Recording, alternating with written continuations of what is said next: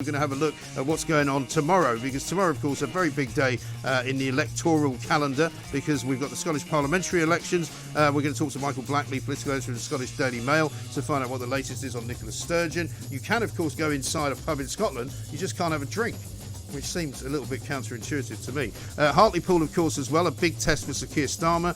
All of the mayoral elections going on, all of the local elections going on. The weather might have an effect on how many people actually get out there and vote. We'll take more of your calls as well on all manner of things, including the Northern Ireland veteran situation, the case collapsing yesterday against soldiers A and C, quite rightly in my view. And what it should mean is that no further prosecutions take place. 0344 499 1000. You're listening to me, Mike Graham, right here on the fastest growing radio station on the planet. It is, of course, Talk Radio. Mid-morning with Mike Graham. Talk Radio. Now let us, without further ado, head up to the north of Britain, as some people call it. Michael Blackley's here, political editor of the Scottish Daily Mail. Michael, very good afternoon to you. Hi, good afternoon, mate. Thanks very much indeed. The Scottish campaign has taken a bit of a bizarre turn, hasn't it, since the words independence and Indie Ref 2 seem to have disappeared from the lexicon. I think it's been quite interesting in recent days. We've seen this in previous elections where the SNP maybe try to not talk about independence too much in the run-up to an election. They don't want to frighten voters that might lend them their vote. So I think in recent days, a lot of Nicola Sturgeon's focus has been on her claim that she is the most experienced leader, that she can lead Scotland through the coronavirus pandemic. Of course, for Union politicians, they think there's going to be one pretty major thing that's going to get in the way of leading Scotland through a coronavirus pandemic, and that is an independence referendum. Yes, indeed. And it seems as though sort of the added spice, if you like, I suppose, of Alex Salmond entering the fray at such a late stage, while it might not be particularly massively significant, will have an effect, won't it? It remains to be seen exactly how much of an effect he has. When he entered the election campaign right at the start, it was certainly a pretty explosive moment. Here you have the former SNP leader, the former First Minister, who is Nicola Sturgeon's mentor, actually standing candidates against her. From Alex Salmond's perspective, he claims that this is all about getting more pro-independence MSPs, but there's only one way that he can get anyone elected, and that's by taking votes off the SNP on the second regional list ballot paper. And if he does that, that might well prove the difference in whether the SNP actually gets a outright majority itself or not. Yes, and I'm looking at a YouGov poll, which is actually in the Times today, saying that while independence may not be top of an agenda now, because it looks as if it might have slipped back to 45% versus 55% for staying in the Union, the Scottish Greens look as if they're doing quite well.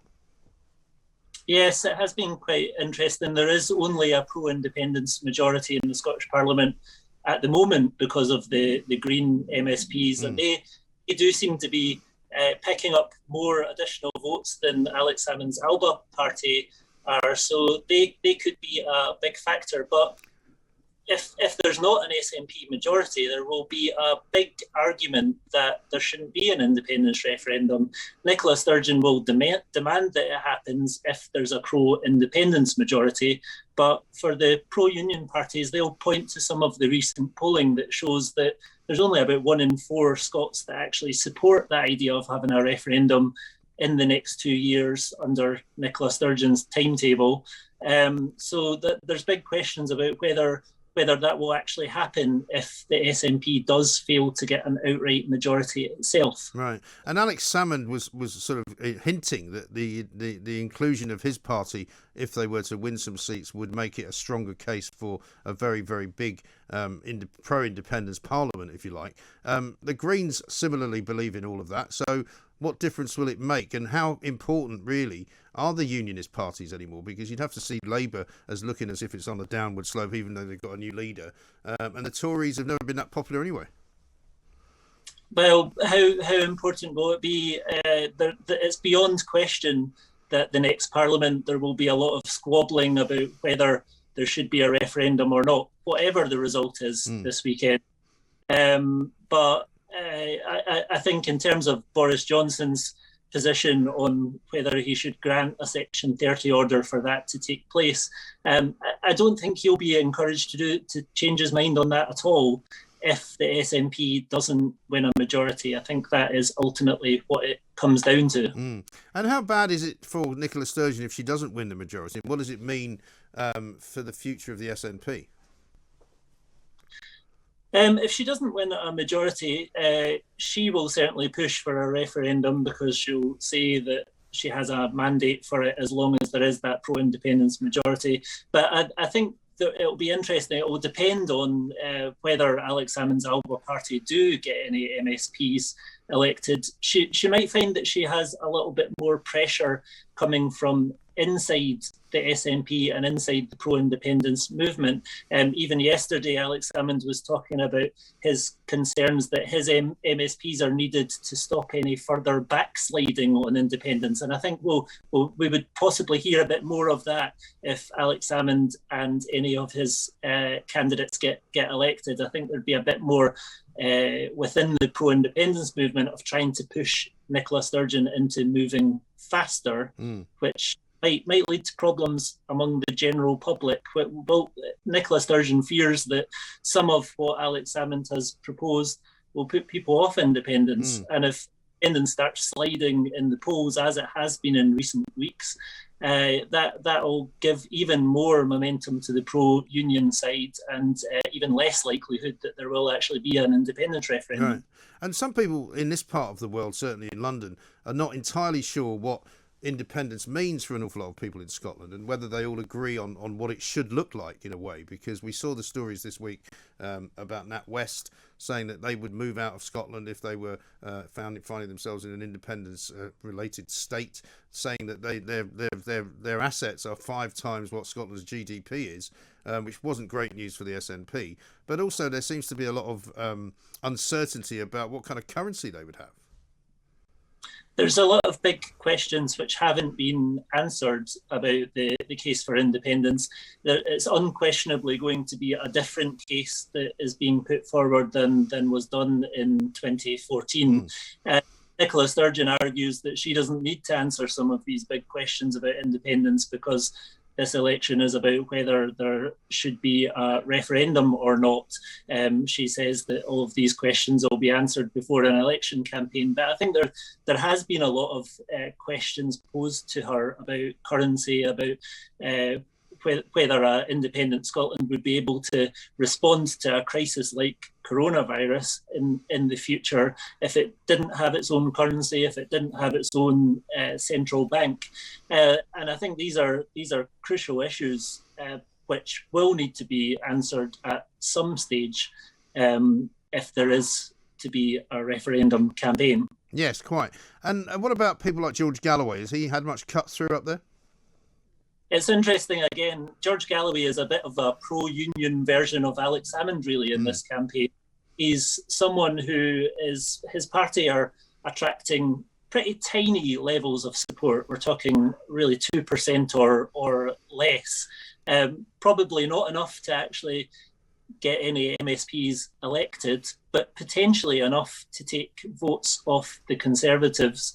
If that 2% went to the Conservatives on the regional list, that could be enough to stop an SNP majority. So George Galloway is advocating tactical voting to stop the SNP, but actually what he might be doing is playing into their hands. Yes. Well, I've had it described to me by other commentators in the past, Michael, that this is the election where you vote for somebody that you don't like in order to stop somebody else that you don't like from getting in.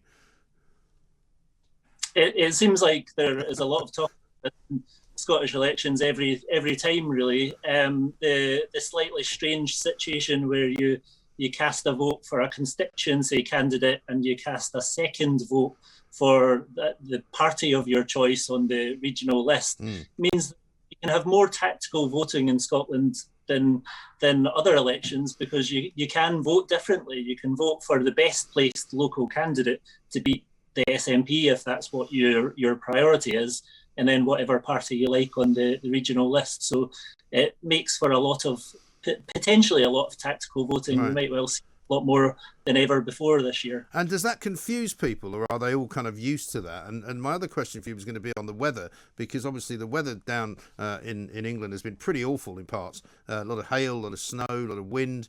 I can't imagine what it's been like up there, but is that likely to be a factor when it comes to the turnout? I think it could be a factor, but it remains to be seen how the coronavirus pandemic and restrictions will have an impact on turnout. The figures from the Electoral Commission show that there's more people registered to vote than ever before, but obviously that doesn't mean that they'll necessarily do so. I think it is due to be pretty horrendous weather tomorrow, and that will always have an impact. The suggestion is that a low turnout might have the biggest impact on the SNP. I think they have historically had a bit of a problem in getting their voters out to vote. So bad weather could impact the SNP potentially more than other parties. Yes. And have they got the vote down to the 16-year-olds for this election? Yes, that is. So that's that could change things a little bit, couldn't it? Yeah, there's been conflicting evidence in some of the polls on where 16, 17-year-olds actually are. It's always been assumed in the past that they are strongly in favour of independence and the SNP, but I think some of the recent polling has suggested there's a bit more doubt over that. But it is the rules are different depending on the election. Obviously, when we have a UK general election in Scotland, 16, 17-year-olds can't vote. In the Scottish election, they can.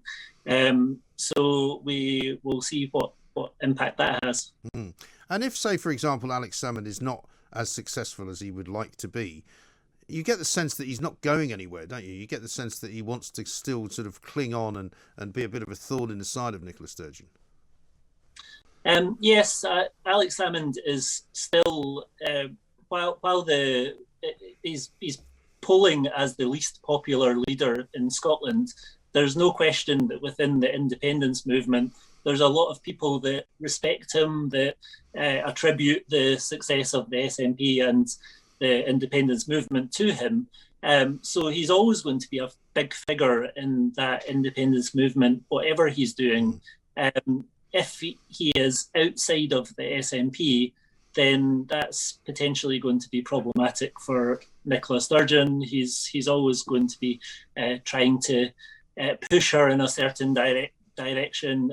He's during this election campaign, he's tried to be quite restrained in not criticising her, which is in marked contrast to perhaps the few months before the election campaign.